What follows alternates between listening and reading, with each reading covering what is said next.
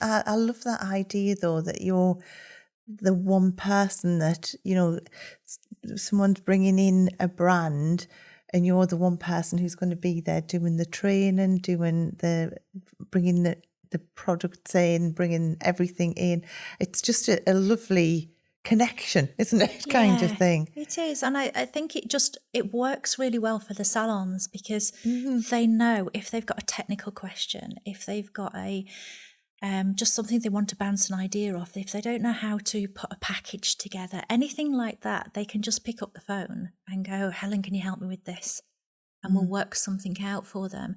And sometimes they may have a brand in place, but they need something else to support or to work alongside a little bit. And that brand might not be within my portfolio, but I will always try my best to find that brand for that salon as well. So even though I might not have everything for everybody, which I don't, there's so many more brands out there. And that's why I try my best to keep in touch and have connections with people that I'm not particularly working with as well.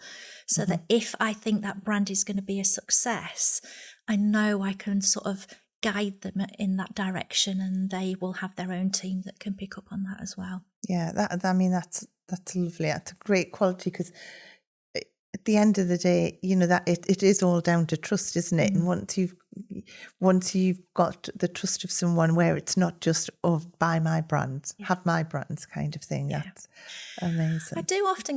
I'll sometimes get a call from somebody and they'll say, I've looked at your portfolio and I'm thinking about taking on X, and I haven't got a brand called X, it's just a hypothetical thing. But I'm thinking on taking on X, and I look at it and I look at their portfolio and I look at their business model. I'm like, why do you want this brand? Because you've got something in there that already ticks those boxes. Now, there may be a reason why they're wanting to replace, and then that's a whole different conversation.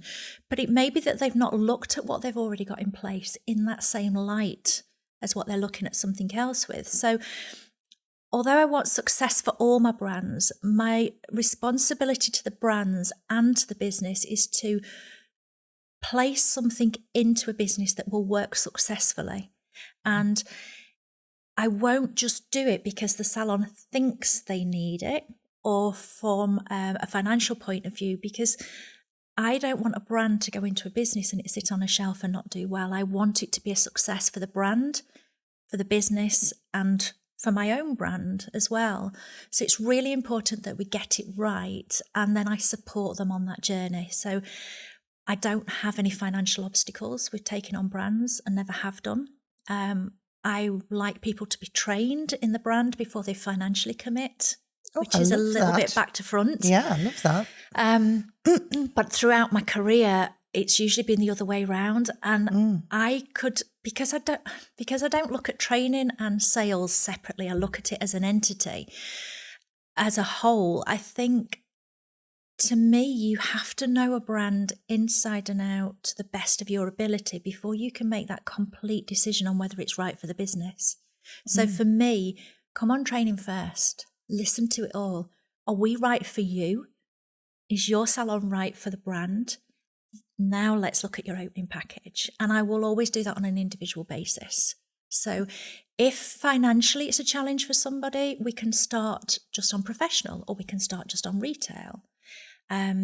If retail space is a challenge, we'll try and work some ways out around that would be more successful for that business. So everybody is an individual that comes to us, and they're all treated as an individual. And I won't have any sort of obstacles in place. We will always find a way around a challenge if we possibly can do. Yeah, and this is the thing. I mean, it's the 42,000 salons out there or something. There's a lot of salons out there, but every single one, there's never two that are identical unless they're in a chain, of course. But and even then, the individual, because of the individual characters in there and people working there in different ways that they do things.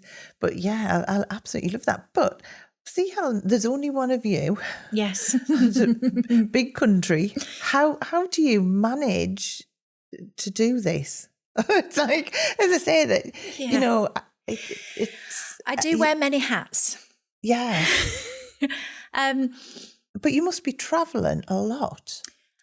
It varies, because I would love to walk back in through every salon's door like I did in the corporate world, but I Yes. can't. Yeah. I can't do that. The time doesn't allow that. The business model doesn't allow that either.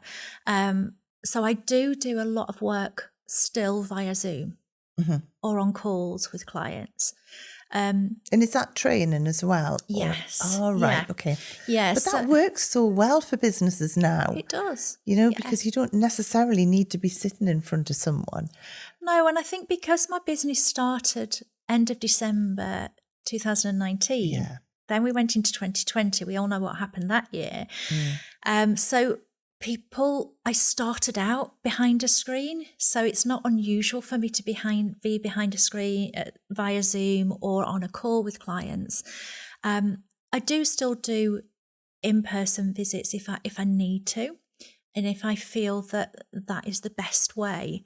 But predominantly, I keep in touch with everybody electronically or by phone calls.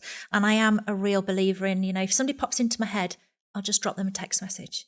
If somebody really pops into my head, I'll pick up the phone and give them a call. But whatever brand they have within their business, they'll be kept up to date with anything that's happening, whether that be Christmas is coming out, in-person events that we're organising, the next training session that we're doing, whatever it might be, everybody's kept up to date on a regular basis. And I think the variety is what makes it so much fun.